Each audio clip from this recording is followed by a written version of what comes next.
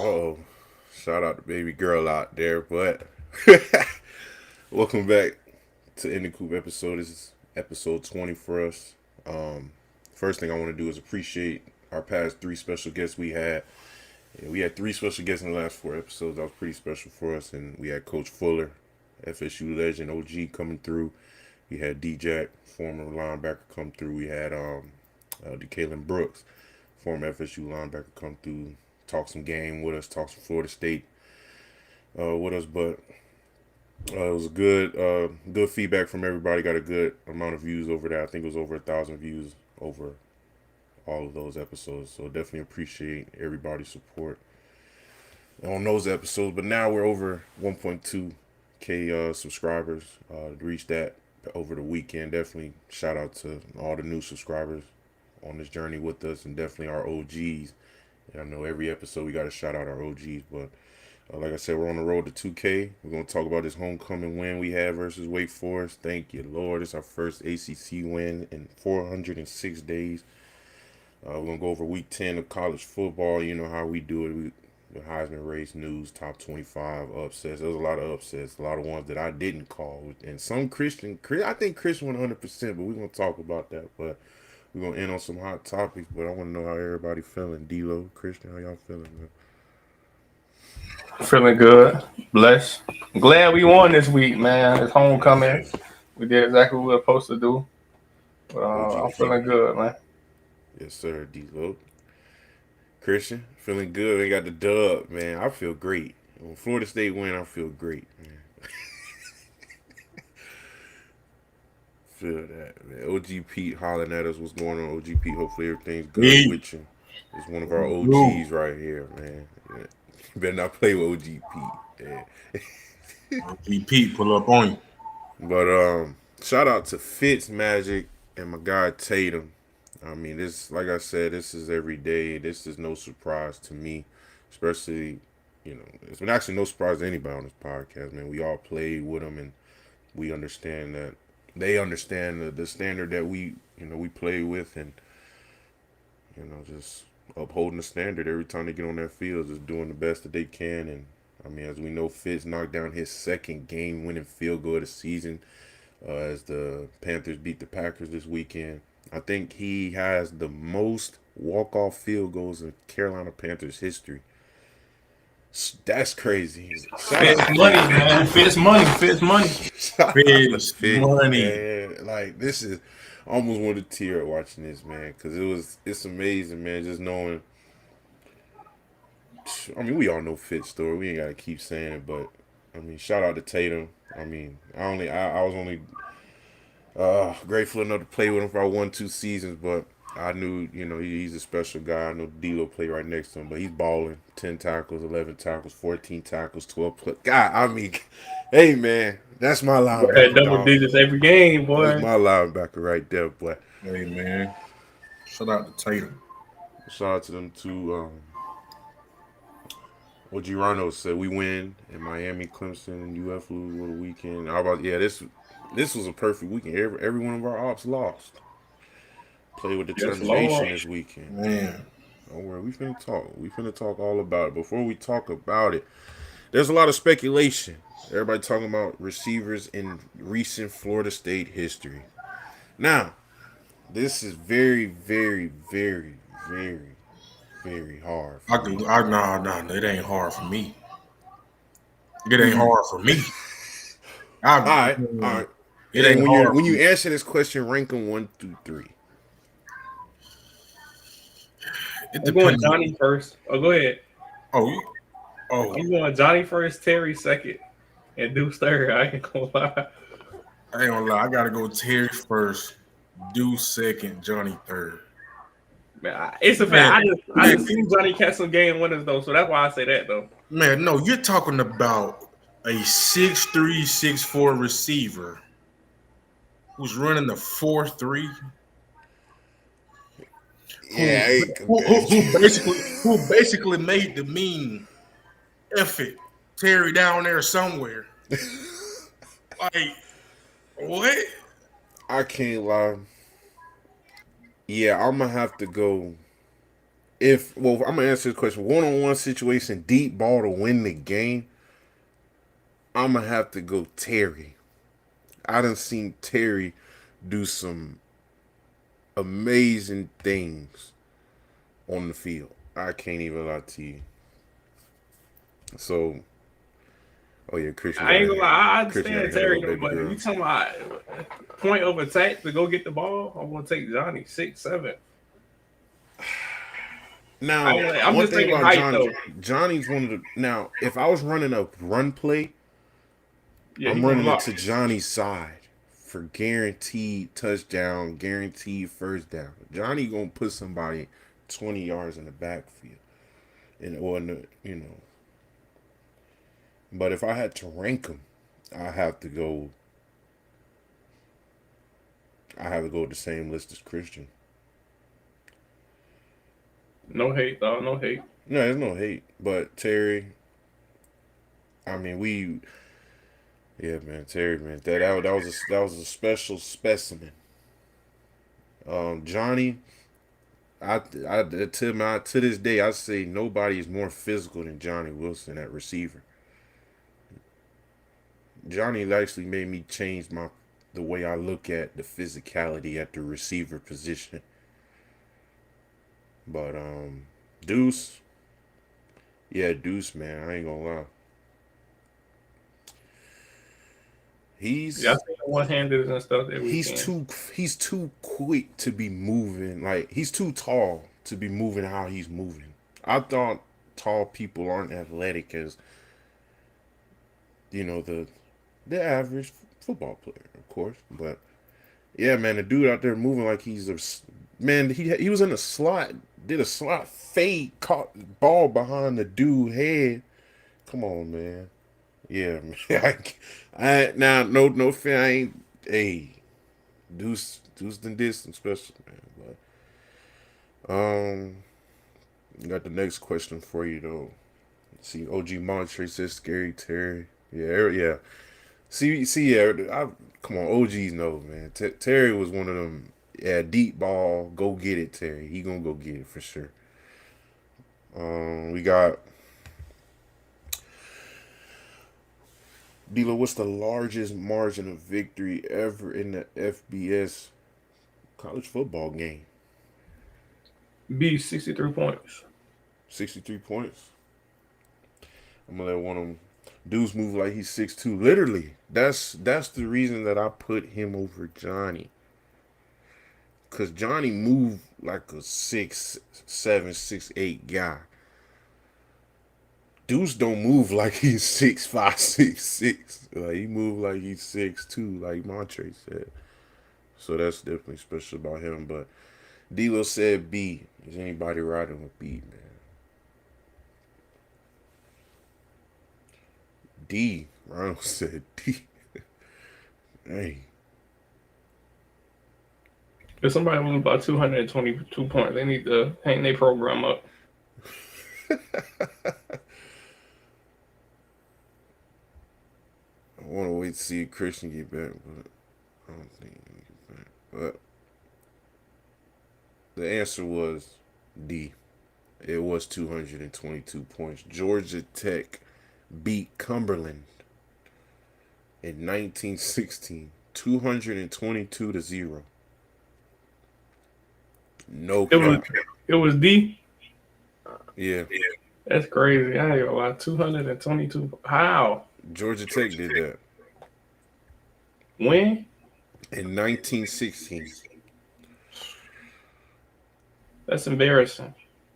Yeah, man, this is insane to me. I had to really go fact check it because first of all, who's Cumberland? Never heard of them. Do they But still have a football program? if they do, come on, man. That's something that's never gonna be forgotten about. You can try to move on as a program, but everybody's going to remember the team that got 222 points put on them. Do you know how many touchdowns they had to score every play? Even on defense, they had to. Yeah, that's Embarrassing. you can't even get that on Madden if you put it on rookie mode. And it's the fact 222 points, like, bro, come on, dog. And Like, my how do you recruit OG, somebody? You say, dang, we got the most points scored on us ever in history. OG Montre said a good point. He said there was no mercy rule back then because I was thinking, what were they thinking when they got the 90, 100, 100 more, y'all? Need to be a running clock. That's what they should have did. Man, what they probably call timeout. That's 58 points a quarter. That's crazy, man. That's We told Coach Sutton, yeah, after they put up 100, it's literally. over with, Coach. But as we move on, Florida State's, dominated homecoming night against Wake Forest, 42-7. D'Lo, of course, I want to know your initial thoughts after the clock hit zero. Now that we're 4-4, 1-4 in the ACC. Like I said, our first win in 406 days. Luke Pettibon, our center, and Deuce Robinson break the rock. But yeah, D'Lo, what you got? I'm just excited them boys came out and performed on homecoming night, man. A lot of people done doubted the program, saying we ain't had no ACC winner in 406 days, so I'm glad we went out there and handled business with an ACC team, to be honest. Uh, like I said, I was excited for them boys, excited for the program, coach. They went out there and did what they were supposed to do. And a team that was 5-2. Yeah, they're 5-2 coming into this game. Yeah, so yeah, that was good though. Get back in the winning column. Uh, I ain't gonna lie. I feel like this is what the score of every game we played would have looked like if the defense played like this every weekend. Wake Forest did have a lot of mistakes, mishaps, penalties. Penalties killed them. If penalties brought back most to all of the explosive plays they had, but I do account some of the pressure that we had on defense, other than the first two plays that scared me. I talked to D'Lo and Christian about that, man. Them first two plays absolutely scared me. We have Jenkins running around the edge, missed the running back and quarterback. Then we had three guys miss a tackle on the sideline. I thought it was going to be the longest game in America.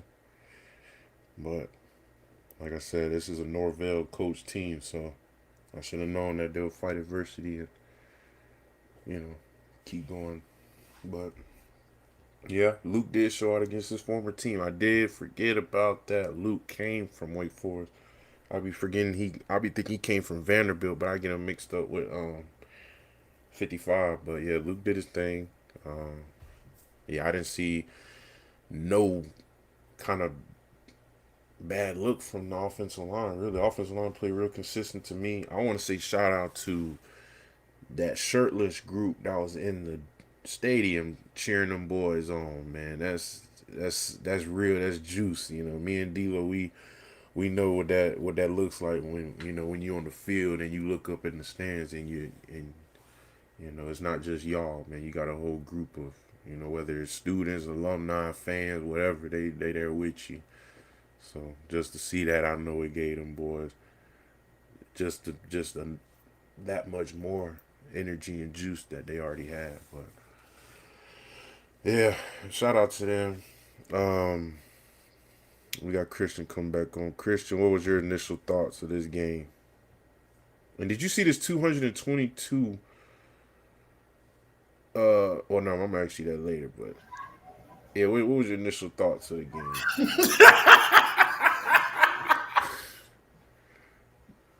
My bad. Oh man.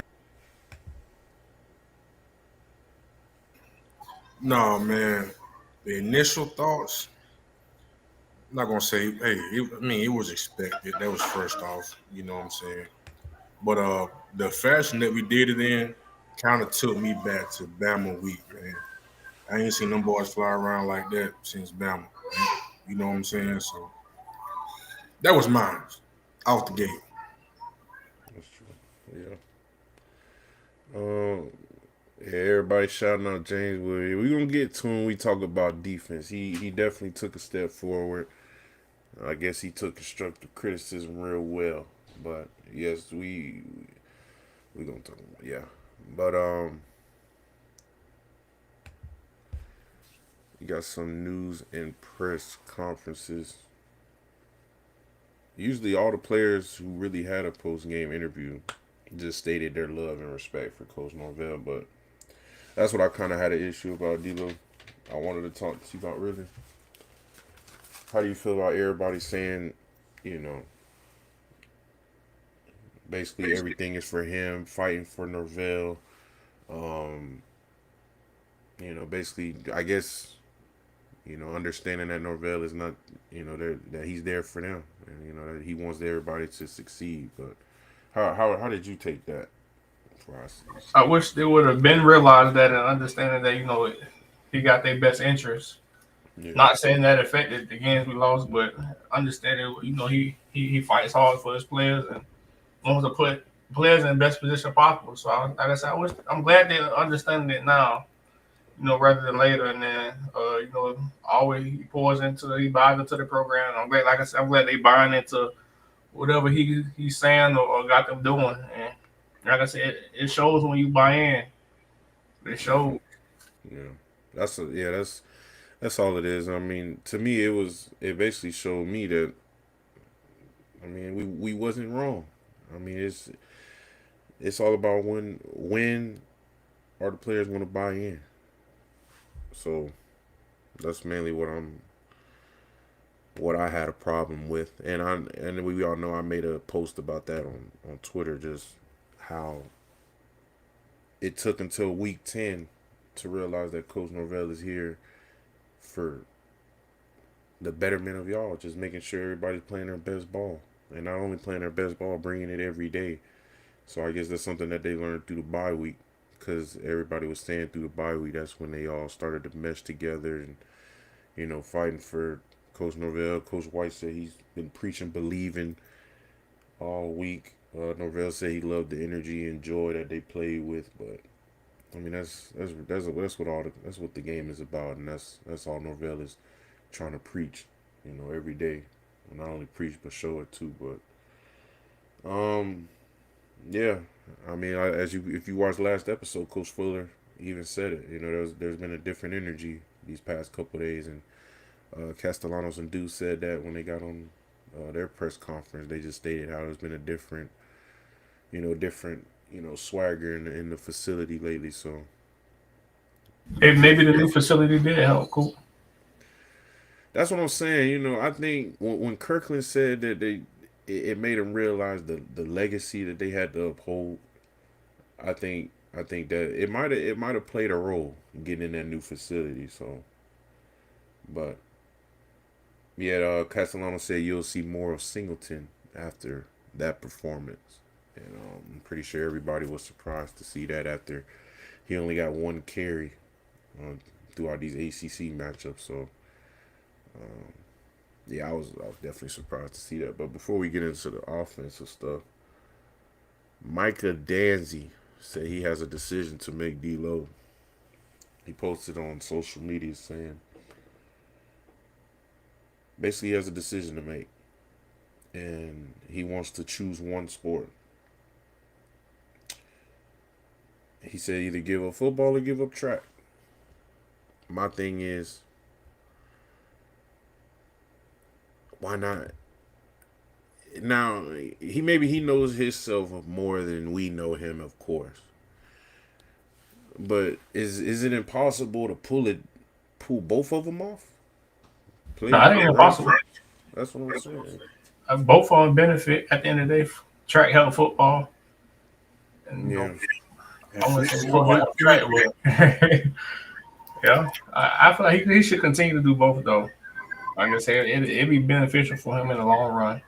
And be to say you did two sports or competed in two sports in college. Most people do that in high yeah. school, but to do it in college is like a different level. Yeah. That's what I say. You Christian, you say try to pitch both sports, or you think he should choose one? And if Man, I'm pitching both. yeah, I Sure. don't see nothing wrong with both personally, Man, it's especially crazy. if He probably can get drafted and then get ready to go to the 2028 Olympics. literally. And then he's not even. it's not like a BJ Gibson situation where he's actually out there starting, making plays consistently for this offense. So it's more of like, dang, because it's going to be a big hit for the track team if he leaves track. It's going to be a big hit for the football team if he leaves football. So yeah, I'm pretty sure. That's what I'm saying. I want to know what's stopping him from doing both. What's stopping him from, running track and playing football? Yeah, I mean, does To be anybody have honest, any ideas? for track, he probably really ain't even got to touch the track meets till they get into like conference play and like when it comes to championship stuff. So he'll have time to get to that. But he's a young bull though. He's a freshman sophomore. So Yeah. he probably think he gotta stay focused on one. I don't know what possible. I mean, football is year round, but he's still getting the same conditioning and stuff that he would Yeah. do at football practice and track. So I think it's beneficial for him, especially when he play receiver. Yeah. But yeah, like you said, that's a big decision for the. Yeah, it is a big decision. That's why I'm saying it is kind of if you. It may be the training, maybe too much. Yeah. Like But nonstop around for him. You if I check. had to choose, I'll go with football. I know. But what does track say? You get what? You become an Olympian, or do you make that? I mean, Noah Lyles making that much bread? You running from the U.S. We get a lot of bread from like You, sponsorship and you stuff. got to be making some and sponsorships. Like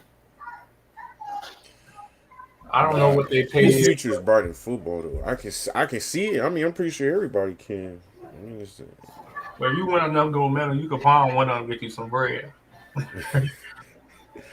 true. That's true. Can't be mad at that. But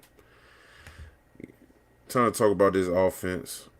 To be honest, offense did their part to me. I got the stats going at the bottom. I mean, Castellanos, he definitely grew.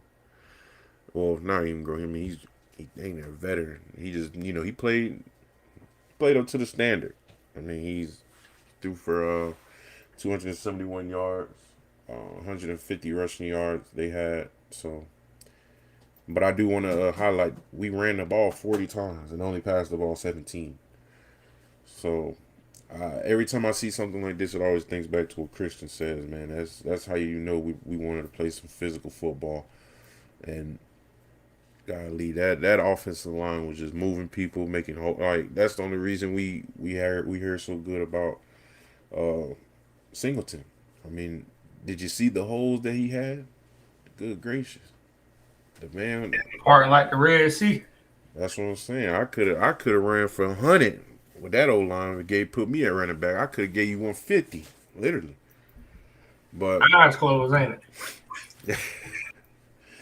what's explosive to me is we had 7.4 yards per play.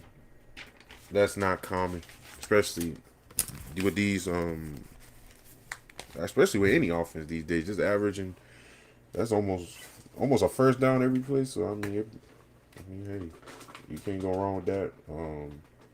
It's our seventh straight game with over 400 total yards. We had 18 first downs, 7 for 11 on third down, over 2 on fourth. Don't like the fourth down, but yeah, we gotta find a way to convert those fourth downs. But I do like the way we converted most of our third downs. We did have a turnover that was then late in the fourth quarter.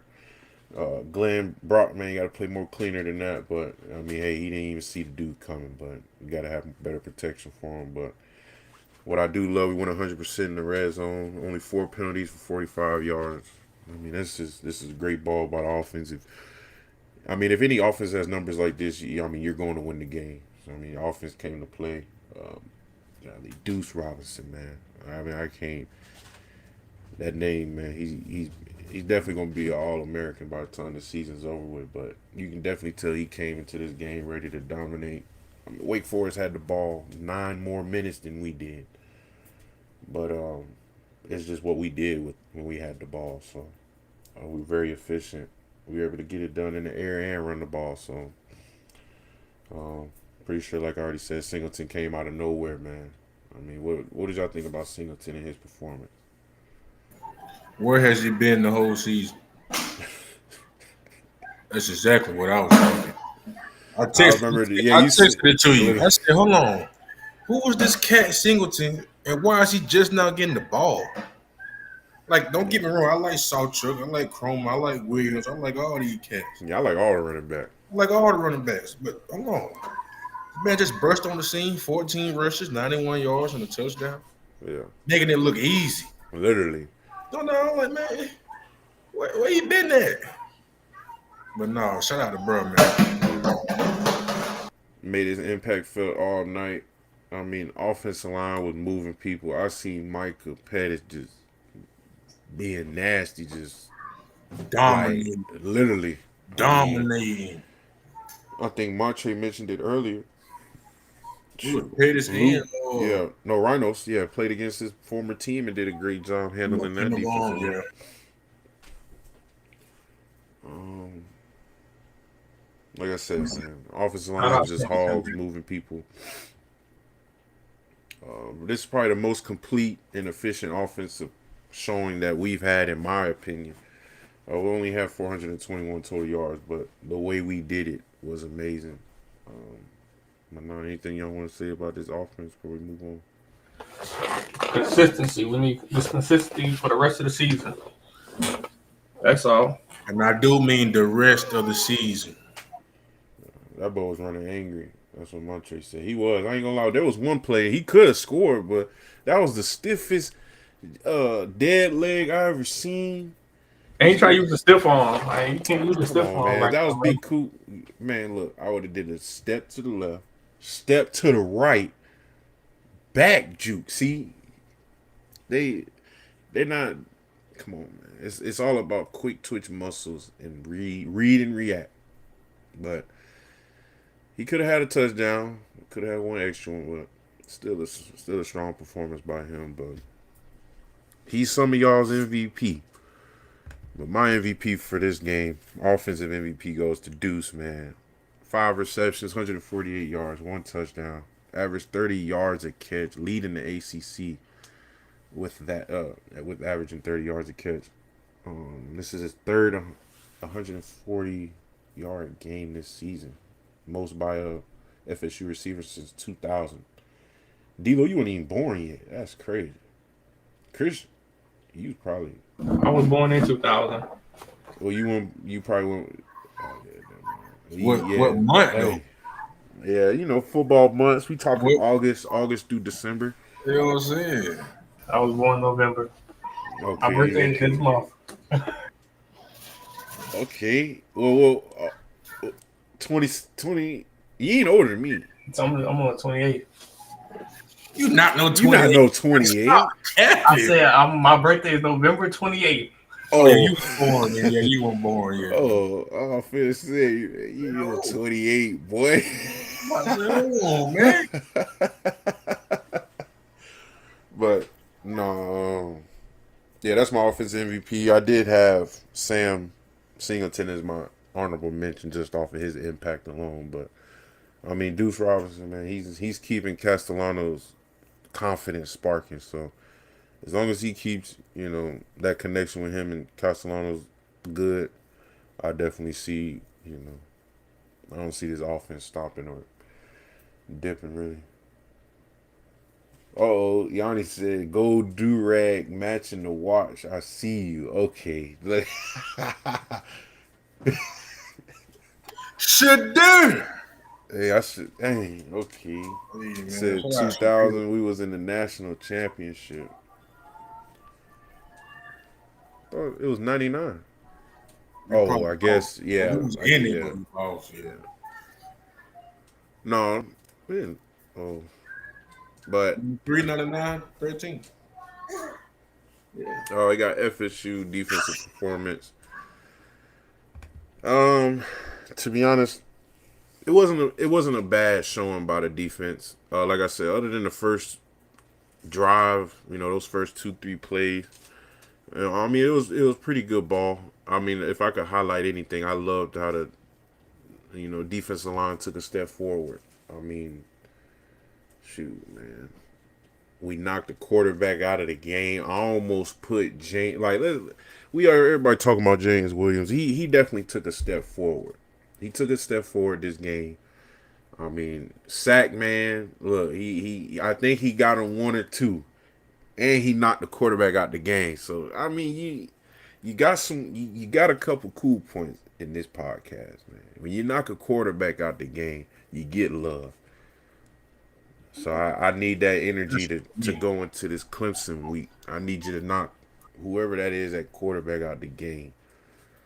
Hit him right in the ribs, land on his ribs just like he did Ashford.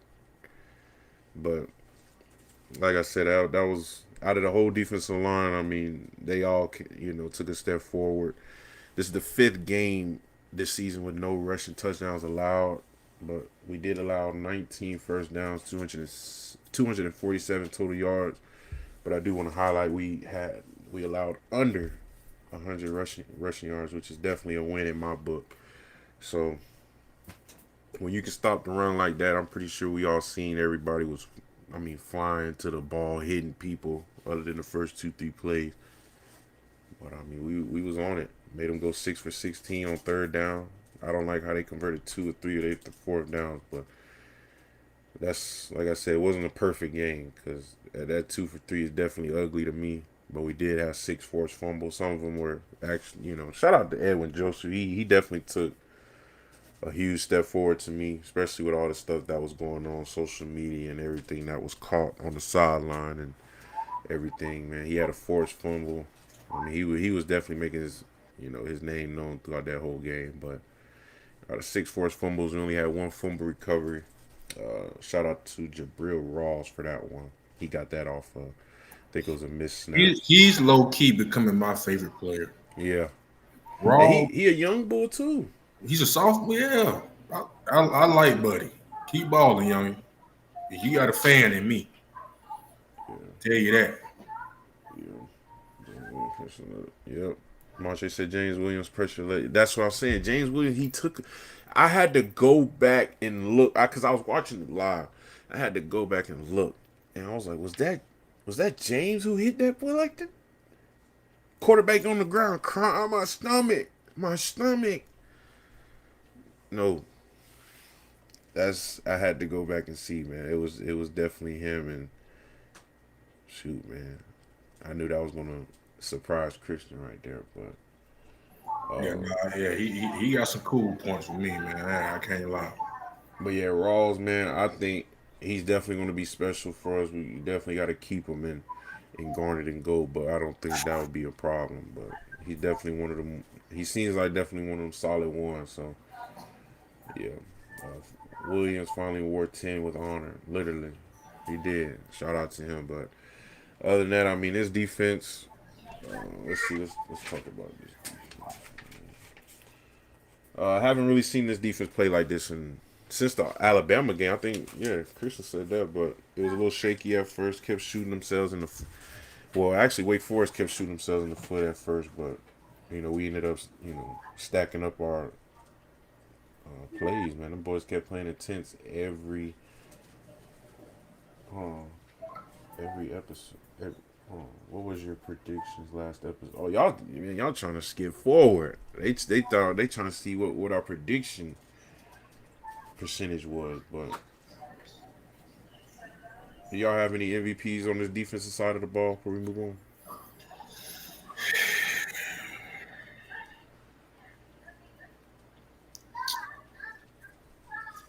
The whole defense, them boys stepped up all across the board. I ain't gonna lie. I can't even single nobody out. Like the whole defense, bro. The unit, the defensive unit. 6 for 16 on third down is big. We ain't been like that all season, so that's good. No, And for for us to real. get some TFLs and sacks, and then I said, yeah, I get it to the whole defense. Them boys did their thing this game. Yeah. I don't know what Tony White said over the last 2 weeks. Believe. Hey, I but must say hey, believe. it registered. We just need to keep going through Clemson Yeah. and everybody else. I do love how the depth showed. Man, our twos and threes got in and was doing their thing. Even the linemen, O linemen, D linemen. I mean, everybody was doing their thing. I mean, I saw my boy Otto back out there, man. Shout out to Otto. yeah, man, Otto doing his thing. Wake Forest went 3-and-out on the first two drives, so that was definitely. I liked how they responded in in those situations to make the game more dominant for us. We didn't allow no explosive, D-Lo. No explosives was in this game. The Wake Forest longest play was 28 yards. But tackling was sharp, even though I do say there was too many missed tackles for to my liking. But my MVP might surprise y'all. Yeah. See, somebody said Shy played a lot. Yeah, I wanted. Yeah. Can't let that happen, Shy. We could have had a shutout, but he did play a great game. He was second in tackles. Man, we're gonna talk about that too. But I'm gonna finish it off with this: when your D line is eating like that and producing like that and getting pushed like that, that's what that's what changes the game. I mean, you're seeing it. I mean, you saw it last Saturday, but it wasn't the best game, but it was definitely great improvement that I'll take. But my MVP for this game, I'm about to go with Amari Williams, defensive end. Um, he actually won defensive lineman of the game for the defense. I'm gonna put that up before we move on, so y'all can see. But he won defensive lineman of the game. He had 3 tackles, 1 sack, 1 TFL. I mean, he came off a serious ankle injury in the off season. He played both ways to start the season. Let's not forget he was our tight end and our defense end. But they asked him to focus mainly on defense end, to help us out in the pass rush. And I mean, he's been growing every week. He had himself a big game.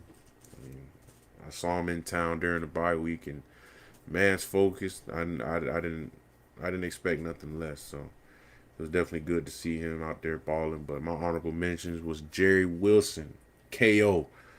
He hit that boy right in his ribs, and he didn't do nothing but run right off the field. That's what I expect to see. That's Florida State defense right there. So yeah, Jerry almost got defense MVP with that one. And that goes the same with James Williams. I almost gave it to him because not only because of his growth, but the man put the quarterback out the game. That's what I love to see as a defensive lineman. That's music to my ears. I mean, it was beautiful to see. I almost put 93, one of the Desir brothers, consistent. I mean, that's a name you've been hearing, a guy you've been seeing every weekend. I mean, he's only a freshman, so we can only imagine what it's going to look like when he's a junior, senior. So I'm definitely proud of him and the growth that he's had. And of course, we was going to throw Earl Litter in there. That's one thing I didn't like about this defensive performance. Our safety led our defense in tackles once again, but I mean, I guess, hey, when you win, it covers some things up. But we definitely had some good production all throughout this defense. But if I did have to point one out, I'll have to go with Amari Williams. Yeah, see, and that's, yeah, 10 stopped running over the quarterback. There was sometimes where winning covers some things up. So we'll talk about it. But y'all agree with that? Y'all like Amari? Did y'all see him in that game at all? I wasn't paying attention. I was looking at, well, I ain't gonna say I wasn't paying attention, but I was just looking at the defense in totality. I'm talking about, hey man, we stepped it up as far as how many times we brought pressure this game. Love it. Love it. Love it. Bringing safety over here, corner there, 2 linebackers. Like, I love it. So I just really wanted to see how they were going to respond for real. Hey, they say your coach on the chopping block, dog. They say your coach is on the chopping block. Head coach, OC, DC, and pretty sure position coaches as well. So if you're gonna come out there, ball out for real, man, I take my do-rag off to him. OG Woman said we can't go into Clemson big-headed, though. We do need a win, so. Oh no, they probably pissed off too. They just lost too, and a close game. Oh yeah, I know they I hot. think this is gonna be a great game. This is Yeah, gonna be a great game. That's why I said we're gonna need a playmaker to play, like to make a play yeah, this game. Like I need, these I are one need, of them games. I need somebody like D'Lo beaming off the Playmaker. edge from the field, while the quarterback looking this way. Yeah. Yeah, kill him. Shout So out to D'Lo, man. Shout out to Fish too, man. I ain't gonna lie. That when I became a fan of Fish. I was looking like, man, why Child let the 4-4 dude get the ball? Man, Fish got the ball and slid. I said, whoa, hold on, big fella. Okay. Take my do-rag off to you, all right. But nah, man. yeah, it's I'm definitely excited to see what this defense is going to bring to this Clemson game. But all right, we're going to talk about that on Thursday. But I want to know what surprised y'all in this game. To me, it was controlling the line of scrimmage on defense. I mean, we completely erased Wake Forest rushing attack. We only had 2.1 yards of play. That's nothing, honestly. So if I'm a nose guard on that defense, I'm definitely hooting and hollering. But they couldn't and didn't adjust to us. So I mean, we set the tone just like Montre said. Man, we set the tone in the trenches early. I mean, there was nothing they could do. OG Women said I'm telling you, that's I tell you, Clemson has turned into one of them games, like one of them Miami, Florida, one of them games. Because I'm telling you, man, a playmaker is made in these type of games coming up this week. But another thing that surprised me, Deuce Robinson. Like I said, I'm not familiar with Deuce Robinson's game. Before he got to Florida State, I never heard of this guy. So this is my first year seeing him. So just being able to see how consistent he is, and yeah, man, I can just imagine how this is going to go for this whole season. So I mean, it's been amazing to watch him.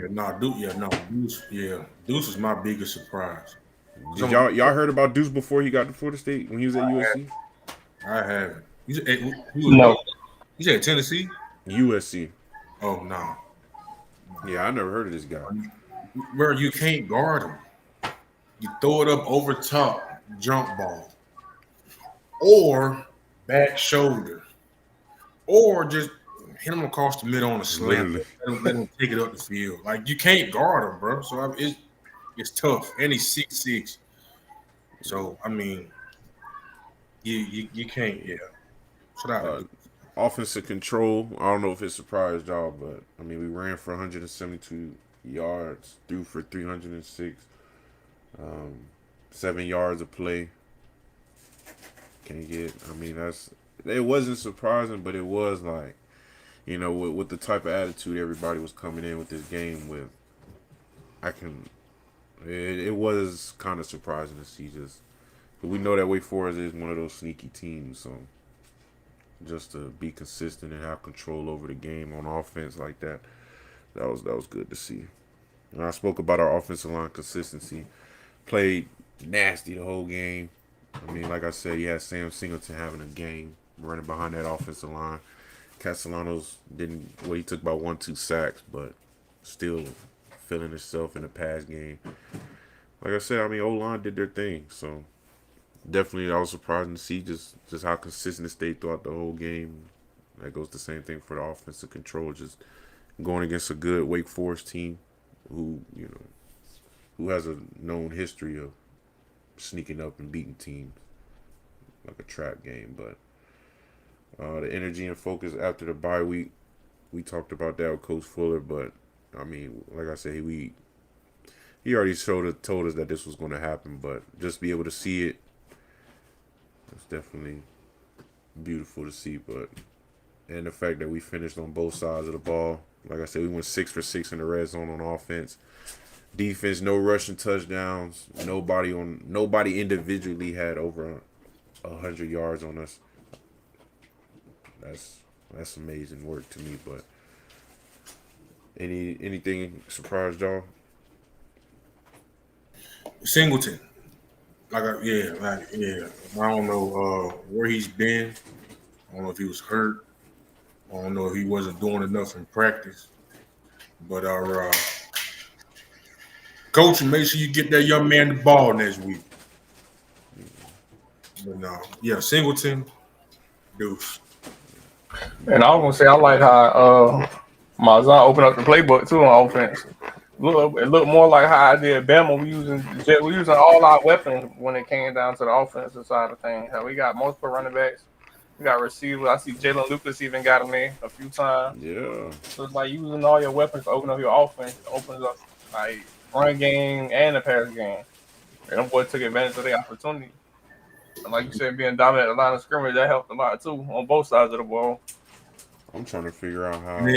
it's crazy that you went with a coach because I was going to say, hey, Tony White, hey, coach, man, you did your thing there, coach. I mean, we ain't really had like no coverage bus or anything like that. I mean, not to say that we ain't had no coverage bus before. It was just like, I mean, guys were just getting opened in the zone for real. So the fact that we generated pressure, call blitz more often. Shout out Tony White, man. You starting to make me eat my words. Pause. Yeah, like OG Wimmer said, I'm surprised that Wake beat SMU, but that's crazy. But Marv, man, shout out to OG Marv. Marv said that Deuce can play himself into being a first round pick no matter what our record is. No, for real. For real. I heard somebody saying either Castellanos coming back for one more year or Deuce coming back for one more year. I forgot which one, but we'll talk about that later. Come back for another year. Let's wait to have that conversation till after the season. I don't want to. No Kazaya. That's still D'Lo said that plenty times. I remember the first couple episodes. Kazaya was one of them guys that we expected to get a lot of production. But D'Lo, you surprised? No, I'm still trying to figure out like how do they rotate. What does it come down to playing the running back the week of the game? Because like we got a lot of good running backs that either some of them don't play the whole game or some might get 1 or 2 touches, and then next week they play the whole game and then they right back on the bench. So it's like I wonder how the rotation goes. But I'm glad everybody getting their touches. Yeah, I seen Cam was hurt. I seen him walking after the game. They showed the camera. He was in his jersey and pants. So yeah, it's like that. Yeah, we gotta season though. I don't know, man. It is kind of weird. I mean, going into next year, I mean, if we're really being honest, I don't think we're keeping all of our running backs. I think we're gonna lose about two to probably Portal for sure, but yeah, we got a lot of running backs. So you can say no Kazaya, but it's like, dang, we got Buddy over here balling. Then you say, dang, no Shawchuck. Then you got Chroma balling. Then you say, dang, no Chroma. Then you got Buddy over here, but it's like, dang, I mean, I feel like we ain't gonna have these Cam red shirt. Oof, that's a good question. I don't know. Did he play more? No, I don't remember seeing. He might red shirt. I don't know. Both if Tommy gets his appeal pass and dang. They said Tommy and Deuce could come back. I don't know, but because they're trying to grant them that 5th year option too now. Yeah, that's true. That's true. But like I said, it's now Clemson week. We will talk. Hey, it's actually Clemson hate week. I hate Clemson. I hate Florida. I hate Miami. I start to hate the color orange. I don't. But we'll talk more about this on Thursday. We get more in depth with it with our scouting reports and everything and the mindset. And I'm gonna let D'Lo talk. Hey, we got a Clemson game legend a part of the podcast, so I'm just gonna let him talk about that. But we're gonna move on to the Week 10 recap of the ACC. Oh, they said Cam wasn't dressed last game either, so yeah, they might redshirt him this year. That'd be smart, because you got plenty of running backs that I ain't gonna say he got a certain skill package, but you got like other running backs that are capable of doing what he's capable of doing. So like, and they older, so go ahead and get them boys up out of there. If we being honest, y'all, before we move on, because this is Sparky. what running backs do you think would stay, and which ones would leave? Because I Shaw don't took think last we're year. staying. I don't think we're keeping all of our running backs. This Shaw took Definitely. last year though, right? And I know Who? this Kazaya last year. So that's Oh two yeah, running backs Kazaya. that's going. And then you got Sam, Chroma, If and Sam keep balling out, he yeah. might transfer. I can see that happening. I Young don't think it's bull. necessary. He's gonna end up getting his touch. I think Singleton only like a sophomore or junior. He definitely redshirted his freshman year because he was there with me. Mm. But yeah, it's that's hey, that's gonna be some more for our off season talk. But yeah, I want to see what's gonna happen. But to recap, Week 10 ACC, Christian went on the ball on Thursday, getting into Week 10, man. But the first one, Belichick gets his first ACC win. They beat Syracuse 27-10. Dang, man. Me and D-Lo went for Syracuse, and you was right. Try to tell y'all, man. I ain't want to listen to your boy, man. They understand coach now. What Lethal Shooter say, he understand it now. So you think North Carolina is going to have a better season from this point on now? Just finish the rest of the season good? Probably not this season, but I mean, you give Bill Belichick some time to recruit for real. He can Yeah. get the guys that he really want in there. Now you can kind of see a different team going into next season. I mean, they might do a little bit, but I mean, I don't know. I Yeah, don't want Syracuse losing their quarterback played a big impact of this to game, show though. it, Like of the but season at that, because them Yeah. boys were rolling at the beginning of the season. It Nine, really was. it was tough. OG Jake said, is Roydell yeah, Williams a senior? both on seniors gotta be. But let's think about now. I don't know. Can he redshirt because I don't think he played. He He been possibly hurt. could though. Yeah, he He could been hurt. redshirt, That's what I'm saying. You got so many man. Look, man. but he gonna have to Running back transfer. room gonna have to come together. He gonna have to transfer by there too. I ain't Yeah. gonna lie. It Yeah, might be the older guys transferring out. I That's think what I'm they're saying. probably gonna we force got the the older guys guys who out. like 1 year left. Keep developing the young guys and Yeah, using them. keep the young guys in. Force the older guys out. Yeah, let's say that for that off season talk. But yeah, I was definitely surprised by this. I mean, I thought Syracuse could get the job done even without their starting quarterback. But I guess North Carolina isn't as bad as I thought they were. We got an upset. Christian called it once again. Christian's 2 for 2 so far. NC State upset Georgia Tech 48-36. Storm the field. They got C.J. Bailey, the quarterback at NC State, is one of the top quarterbacks for next year. That's crazy just off of this upset alone. So, I mean, he did his thing, but dang, to be already listed as one of the top quarterbacks for next year is crazy. But Yeah, I mean, did y'all watch the full game? I watched the highlights. It wasn't like whoa, but no. We all know it's hard to beat NC State at NC State during the nighttime game, boy. I don't know what about it, bro. I don't know what about NC State Little Stadium, but boy, when they play home at night, them boy be ready to go. The yeah, only thing that game was at night, was it? That game was during the day. No, I think the ending was at night. Oh, the yeah. ending was at night. Oh, okay, y'all, I bet for sure. The Qs are done. QB's on. NC State at home is always a tough out. Yeah, Christians. I mean, D'Lo just said that. The Ponies on the loss. Dang. OG Wilbur just went on the ACC rant. I feel that. Hey, lay it out. SMU upset Miami. I mean, Christian called it 3 for 3. He told y'all, what'd you say? Stop believing. Beck threw an interception Man, in overtime. He threw 2 interceptions, but that overtime one hurt them bad. bad. And he could have threw that way better. Soon as he threw the pick, that's game. All you gotta He do. had, They didn't even have to go through their position. They could have just kicked the field goal into the game. Like it's like even they wanted to make it easier just in case, they want to get all the yardage. yeah, Make it easier. yeah. But Beck, he ain't had to force that to that. He forced Man, it too much and then it cost him the game. I told these people, y'all putting too much trust in Beck, man. I don't see it happen. Start the season hot. Interception here. 2 interceptions there. Lost. Lost. All right. Okay. All right. It's just start building up. Not to mention, you already got to think about Miami as a football program. They start the season hot and start to plummet as the season wanes. So, okay. Hey, in Beck we trust. All right, keep trusting. All right. Be You got trusting.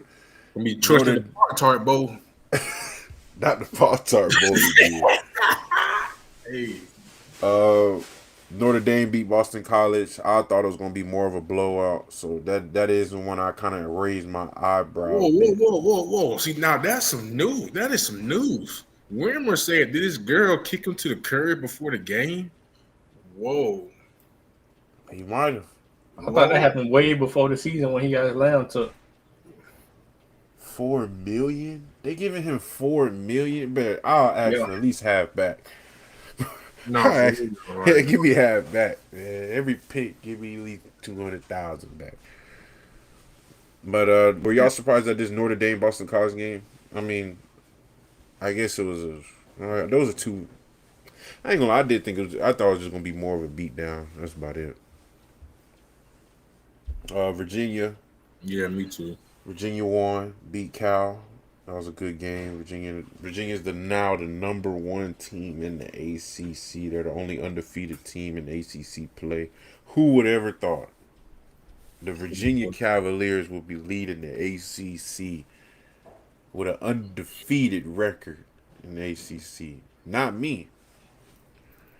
But Louisville beat Virginia Tech. We all called that one. Louisville's been a little sneaky this year, doing pretty good. Duke beat Clemson. That was surprising. We all seen Dabo showing his, he was out there mad. He was hot. He was going through it. So,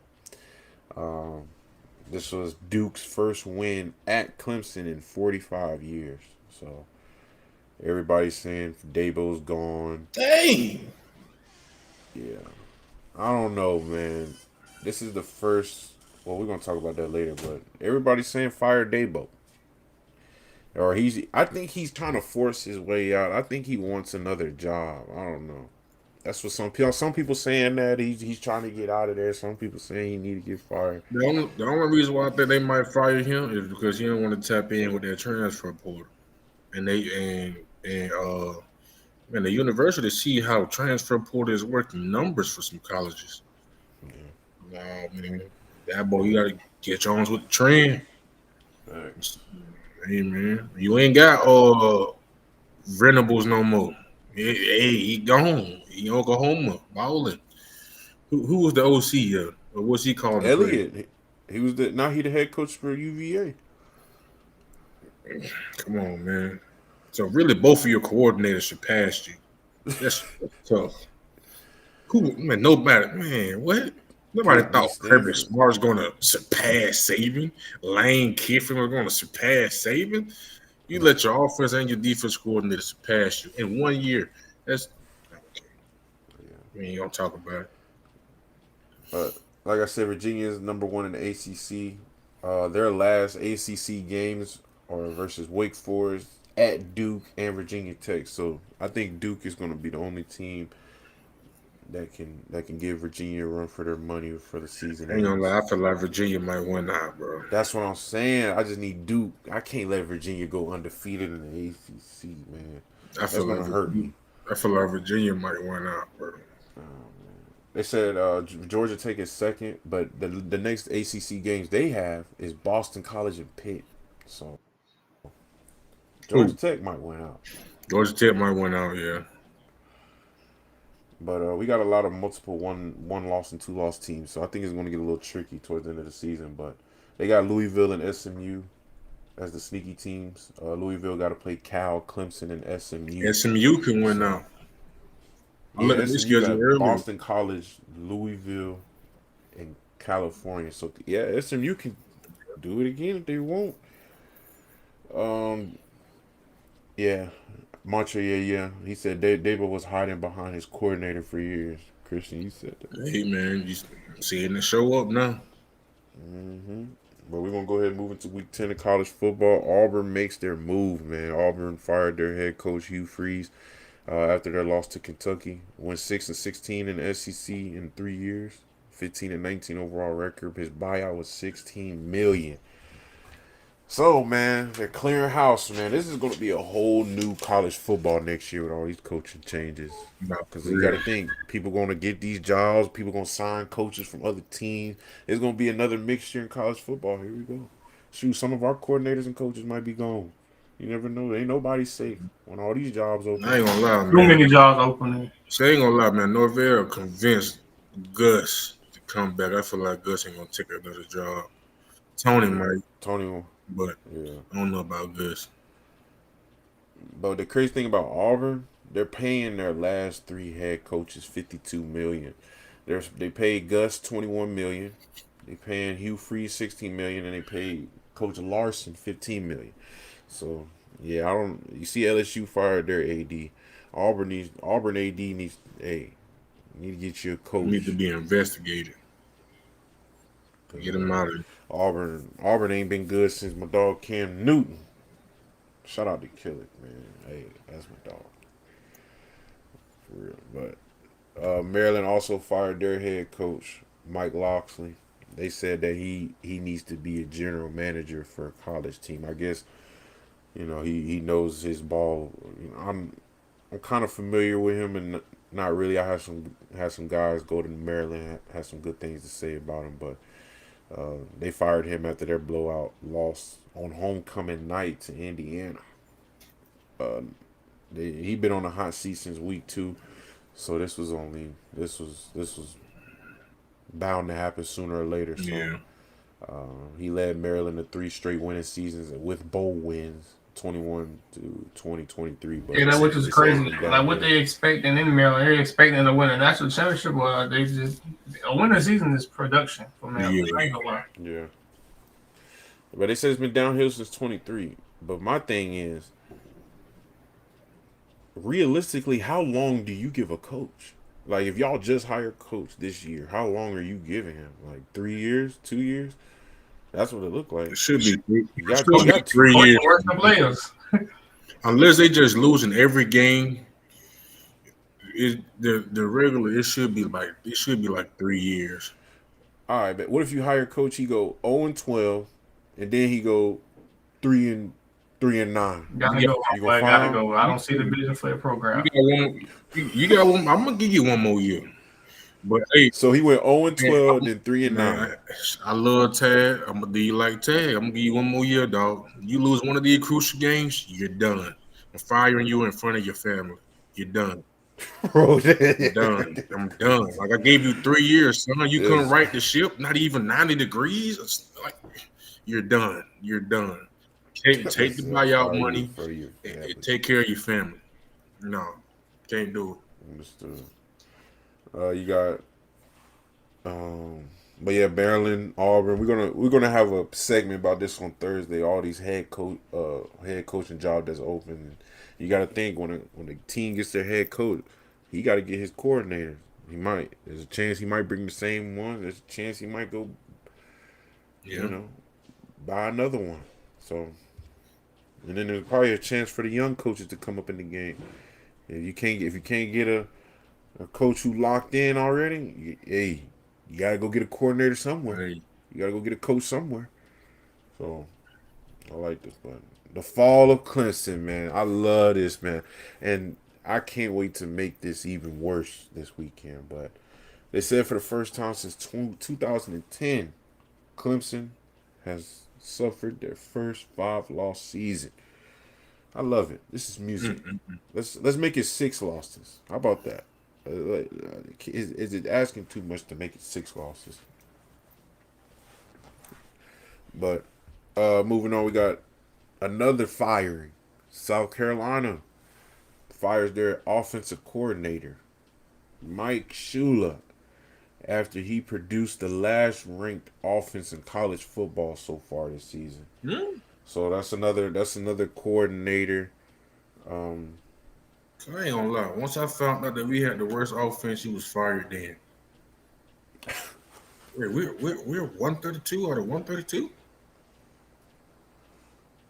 Yeah, No, man. So I guess that's another coordinator that's open, but I wouldn't buy him though. No, man. You have the worst ranked offense in FBS. No, sir. No, sir. You'd be lucky if you get another coordinating job. Hey, come take this receiver position. Hey, man. Oh, Hey, I'm dead. But you got Nebraska going with their QB2 for the rest of the season. Their starting quarterback, the Patrick Mahomes wannabe dude, Dylan Raiola. He had a broken fibula during the third quarter. Their Big Ten matchup against USC. They was finna come out with the upset, but they said if he stayed the whole game, he would have. They would have came out with the upset, but I a don't know, broken man. fibula, bro. Yeah. It sucks, man. It sucks. That sucks, bro. That's your leg. Like, oh my God, I can't even imagine. I blew my knee out. I can only imagine what the whole leg would feel like. Good Lord.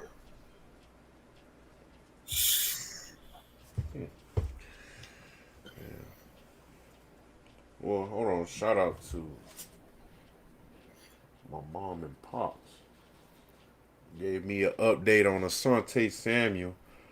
They said he's open to sign on the team now after he cleared his I think he just got a spine surgery, but he's cleared now. He can sign on any team. So shout out to Zont, Shout out man. to Zunt, bro. Hey, man. That's it's real. Come to Pittsburgh, huh? Cool scratch. Okay. Hey, man. I'll put in a good word for you my time. This was crazy to me. The 2-7 Oregon State is number one in the Pac-12. Man, there's only You three know, teams in Pat. Bro, hold on. yeah. You was gonna look it up because they just beat Washington State. Just don't like it's them. It's They're Washington. 4-5. Hold on, wait, man.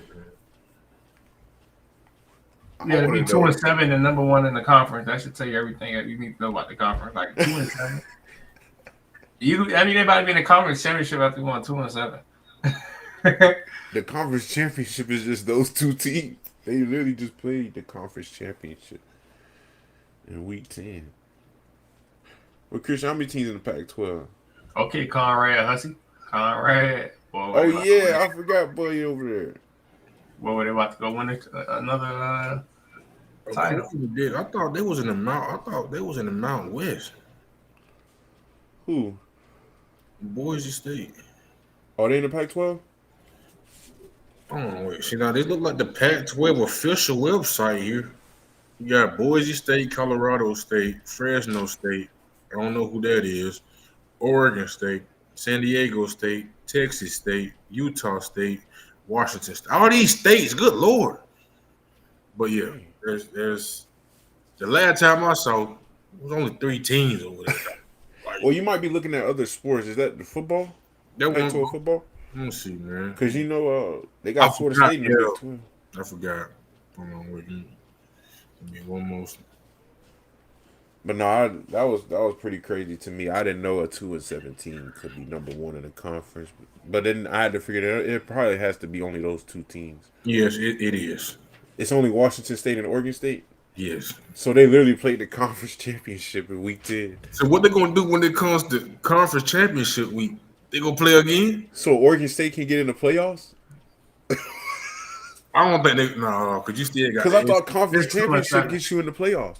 But you gotta think they take like the top four, man. Oh, okay. I'm finna say, It's not gonna be man, SEC, ACC, Big 12. don't put no Oregon State in the playoffs, man. You gonna get them murdered. I don't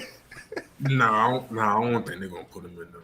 Unless Oregon State was about 11-1, Yeah. murder and stuff. Yeah. Man, that's about the only way they can get in, dog. But I don't know. But Dilly gonna have to make things work because he has Jeff Sims for the rest of the season, his second string quarterback. As we know, he's been all over the place. We played against him. He was at Georgia Tech, and that was in 20. Like that tells you how old. That was in 2020, y'all. That's why this name look familiar. And he was supposed to come to Florida State. See, he been jumping all over the place. I didn't even know he was at Arizona State. That's the crazy I thing. thought he was But, done playing football. yeah. But Look at the Sam name. Levitt, he's Mary. out for the season. Coach Dillingham said that he'd be getting surgery for a lingering injury that he's been having. But Arizona State's man, the crowd, the fans, everybody's believing in Sims after he broke the quarterback rushing record in the game. But yeah, man, they loving him over there. So I'm gonna stay tuned with Dilly over there, see what he's doing, see if he can make it happen with Jeff Sims. But let's talk about what turned a lot of ears this weekend. We're gonna get into these games. Georgia beat Florida. To me, it was a gutsy comeback performance by UGA. I still feel like that's probably the best team in the fourth quarter. Um, they're a true second half team, as you can tell. I mean, it was tied game at half until um, Georgia did their thing. But I mean, Lagway didn't have a bad game. Actually, I mean, it was pretty average, 166 yards, one touchdown. But with this game, Texas A&M and Bama are now the top two teams in the SEC.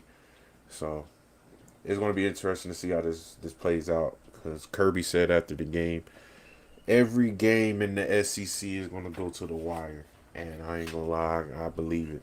Yeah, I ain't gonna lie, man. I know we Florida State,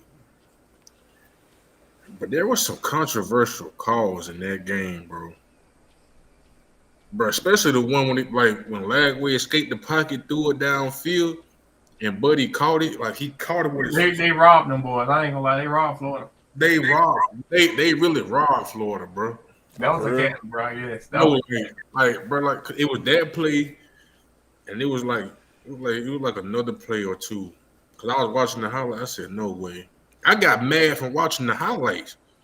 I'm looking like it's bad because I was danging there rooting for Florida. I'm like, man, no, he caught that. Look again. This man came back with a straight face and said, the rule on the field is upheld. Turnover on downs. No, man. No. No, but no, yeah. No. They did. They robbed Florida, though. I can't count. I gotta call a spade when I see it, though. That's real. But yeah, I'm not surprised. I had Georgia winning this game, but I did not think that Florida would keep this game close. But I I told guess but Florida defense is nice, bro. I thought UGA offense was pretty good, but I guess not. Florida I can't count, bro. Florida defense is nice. Florida, their defense alone kept them in the LSU game. That's why I was like, man. We talked about this game earlier, but USC beat Nebraska. As you know, Rayola got hurt out for the season. It was crazy. But the reason I put this in here, Nebraska just signed Matt Rule to an extension. But now they've lost 29 straight games to ranked opponents. Why would you sign this man to an extension with a record like this? But they lost their first blackout game since COVID. Even though Southern California had their worst passing performance in 7 years. The quarterback went 9 for 23, 135 yards, one interception, Benched. and they still won. Benched. Benched. Sorry. I don't know. My patience as a coach is thin. Benched. Yeah, this is Find your rhythm early or come over here and sit with me. Hold the clipboard for when the offense come off the field. No, man, it's hard. yeah, that is pretty crazy, and I'm actually surprised that even with numbers like that, they won. They really won. They said they start next year. All those teams I did see that. I didn't notice that. So I guess the old team go to the Pac-12 next year. Yeah. But this is the one that surprised me, everybody. I wish I would have called it. Texas upset Vanderbilt. The key to this one was the Vanderbilt quarterback couldn't run like he usually can. He couldn't get that run game going like he usually does. But they made the Vanderbilt quarterback beat him with his arm. I mean, he couldn't. Arch Manning, I think he's starting to understand the college game. He threw 3 touchdowns. even returning 1 week early from concussion protocol. The first play of the game, he threw a 75-yard bomb to Wingo. So Is that allowed? I don't know, but if he throwing a bomb on the first play, 75-yard, I'm keeping him in. They Texas is starting November strong, so I don't know, man. Texas might find their way back into the playoff race, but Texas led 34-10 in the fourth quarter. It's the best protection they had all year, but that Vanderbilt quarterback Pavalia was sacked 7 times. But this is key. Vanderbilt lost by 3, but Vanderbilt missed a field goal in the third quarter, so this game could have been an overtime game. So, yeah, we got the stats up here. I mean, quarterback did his thing through the air, but they did not let him do his thing on the ground. So I think that's kind of what helped Texas get that little edge in this win. So, were y'all surprised at this one? Yes, yes, yes, I yes. was because my boy he finally showed up for a game. He 300 yards, 3 touchdowns. He might have That was, arrived now. That that what I'm concussion might have saying. knocked him Might have knocked some sense into him. Really? Or Peyton Manning probably came home and said, "Either get your play together, or you're not a part of this family. Literally, don't even think about a couple of your things together. We're gonna change your last name to Literally. Fanning instead of Manning." This is what I got mad at, and I told y'all on Thursday. Watch me. I gave up on John Mater, but then Christian goes says John Mater is still there. He's still there. I'm like, no, he's not. Well, comes to find out he's still there. He scored a clutch touchdown, man. Rushed a touchdown in the final minute to eventually win the game for him. It looks like I'm back on the Mater train, man. Pause, but Tennessee had more total yards in the first half. They had 277 to Oklahoma 79, but Tennessee had too many turnovers and mistakes that killed them. But yeah, man, Oklahoma did their thing.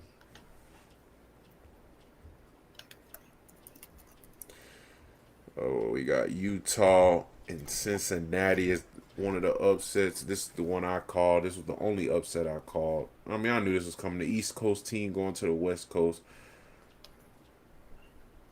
This is what it is. So I already knew that was going to play a factor. East Coast teams don't do well on that, especially at night games. Oh no! So next one we got West Virginia. This is the one nobody saw coming. True freshman Fox Jr. coming in having 3 touchdowns in Houston's house, snapping their 5-game losing streak. Yeah, this was pretty crazy. West Virginia went on a 24-7 run in the second half. So this is how it went down. But this is our new top 25.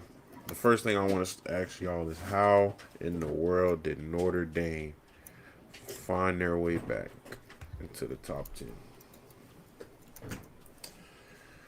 Already it's crazy. Already. I don't think BYU's a top 10 team. What? I'll put Texas Tech over BYU, Notre Dame over BYU, Oklahoma over BYU, Virginia over BYU, Texas over BYU, Louisville over BYU, Hey, y'all Vandy. see they trying to sneak Texas back in there. Texas was Yeah, just I seen they ain't ranked slick. 20.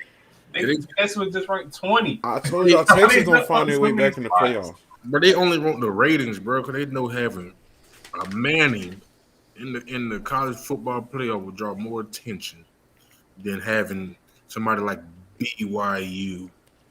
I don't like how Miami didn't drop low because if you didn't even rank the team that beat them, then take Miami up out of here.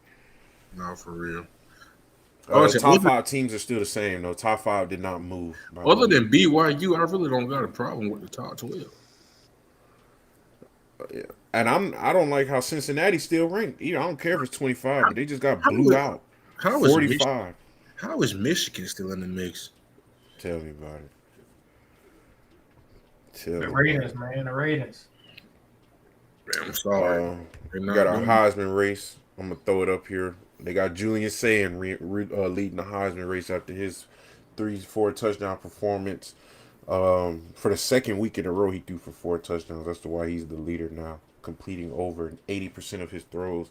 Fernando Mendoza at 2, dominant win over Maryland. Ended up getting their head coach fired. Put up 50 points for the second week straight. The last two were on bye weeks. Ty Simpson and Marcel Reed were on bye weeks. But Bama plays Oklahoma next, so that's going to be on. That might be on my upset alert, y'all. I can't even lie. Bama versus Oklahoma. But we're going to go towards the end of our show with the hot topics. They got Wemby favored for 3 awards. They got him favored for MVP, Defensive Player of the Year, and Most Improved Player. I don't understand how the number 1 player drafted can be up for Most Improved Player. Like, how can you get better? I was just thinking, he's the number 1 pick. He's 7'4" with a handle that could just raise his arm and dunk on you. Like, what? That's what he improved that right there, man. He wasn't doing that. Raise his hand and dunk you. Man, I could do that if I was 7'4". If I was Wemby, I'll go into the NBA office, man. I don't even want that award. Literally. Like, most improved, like. Imagine when his contract year come up again, though. Oh my gosh. We got a bad look for New Orleans and Zion. Preseason promises. Zion losing the weight, saying this is going to be the best year Pelicans ever had. Best year he ever had. They're 0-6. They're the worst team in the NBA. They don't even deserve to be talked about right now. And they messed up trading away Brandon Ingram.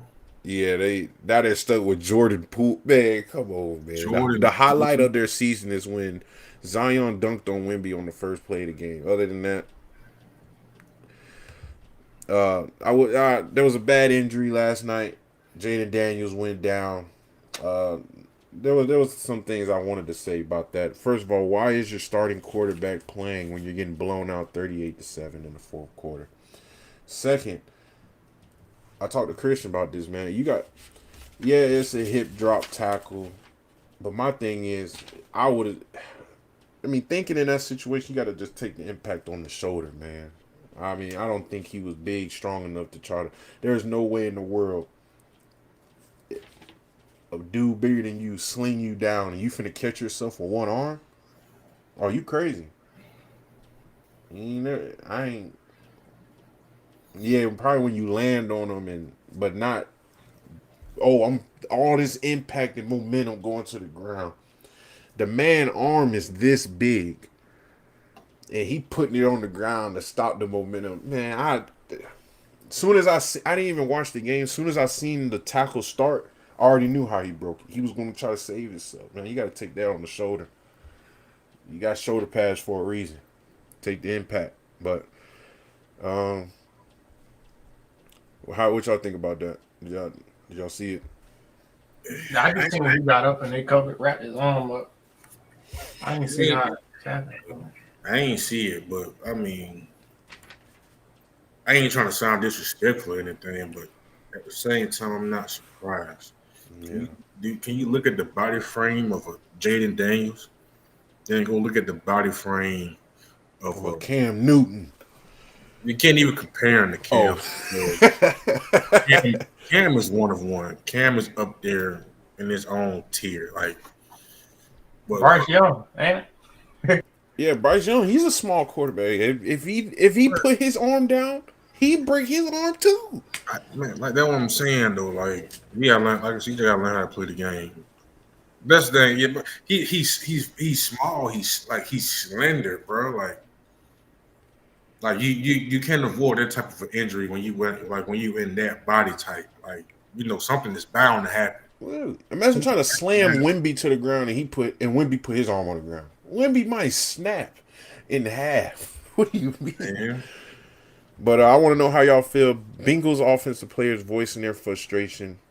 How do y'all feel about offensive players going into media talking about, defense needs to do better. Defense needs to step up.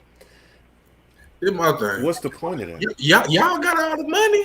They couldn't spend no money on defense because you wanted. Well, of course, Jamar Chase was going to get his bag. But now T. Higgins want to get paid like a number one receiver too. You ain't got no money to spend on the defense. And I that ain't makes lying. so much sense because Bengals are the first team, I know y'all see it, to score 38 plus points in back-to-back games and lose. And lose. You ain't got nobody That on makes so much sense. I never thought about that. You spend so much money on offense. Defense just struggling. not the And it big. always came down to defense for the Bengals for some reason. I don't know why. Then it's like, but you got an all-pro DN and Trey Hendrickson. Like you could have paid him. I ain't gonna lie, I probably would have let T. Higgins go, bro. I'm sorry. I don't care about what Burrow talking about. I don't care about that, son. You got Jamar Chase. They put some more pieces around you. That way we can pay Jamar Chase, pay Trey Hendrickson, and add some pieces on the defensive side of the ball. So that way you can get spelled a little bit. Like, you know, like Yeah, that is crazy. To move on. I just don't like how. My thing is like if me, D'Lo, Christian on the team, if something happened, you got to voice that in the locker room face to face. Don't go to the you media don't go to in the the media. interview. Dang, Christian should have got they blocked. If he would have blocked the D tackle, the play would have worked. If D'Lo would have covered the dude, we would have been winning. See that I don't like that. Yeah. Throwing your But it people ain't under the just bus. there's so many players within the game that you could blame it on. Exactly. It's a lot of them. We going to the end. Michael Jackson, man. R.I.P. Michael Jackson, man. Forbes. It's getting towards the end of the year, and they announced that he's the highest paid deceased celebrity to 2025. This past year, he earned over 105 million. That's pretty crazy to me. Hey, Michael, I'll take some, man. Just let me know if you need me. I'll make an MJ mixtape right now. Hey, Let me know if you still need to promote anything you need promoted, man. I'm here.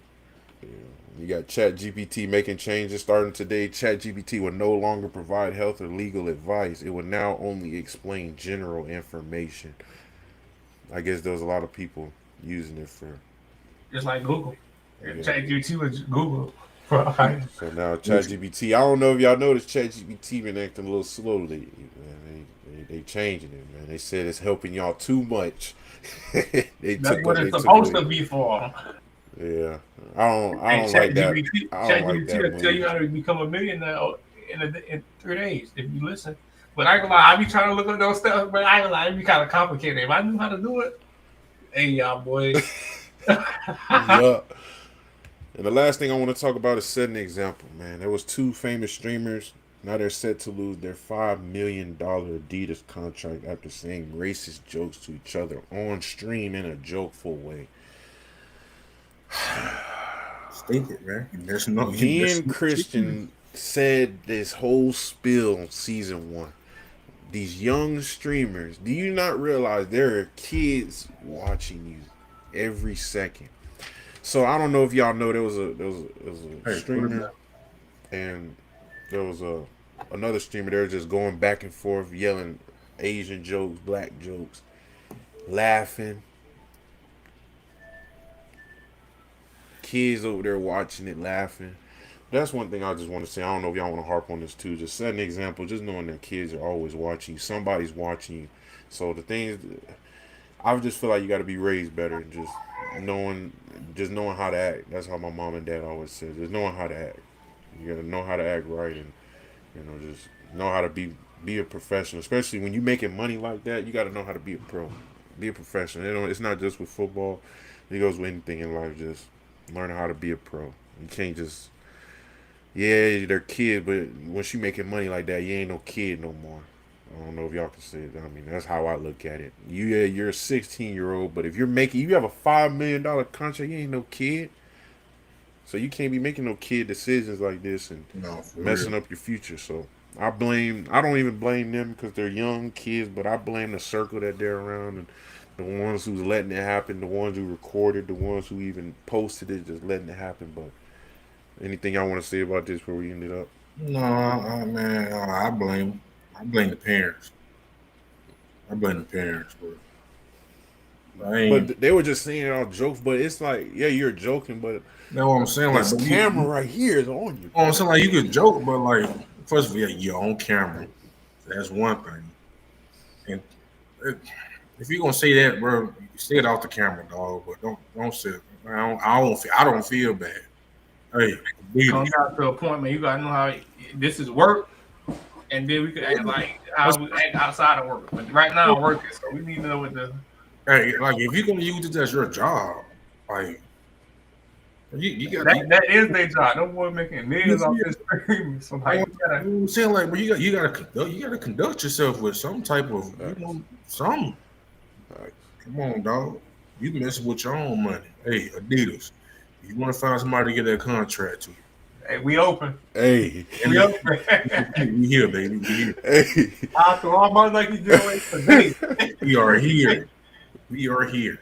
But on that note, appreciate everybody who tuned in with us for episode 20, and appreciate the ones who will tune in later, watch it. But we'll be back on Thursday for episode 21. So of course, to get ready for our big matchup against Clemson. Go ahead and put the nail in that coffin over there. And of course, get ready for our week 11 of college football. There, of course, we got our upset alerts. I already told you one if you remember, but a little hot topic is gonna have maybe a new segment or not, but gonna have some questions. But definitely gonna be a good one for everybody. And like I said, appreciate everybody for getting us over 1.2 thousand subscribers. Yeah, it means a lot. And shoot, we'll see y'all on Thursday.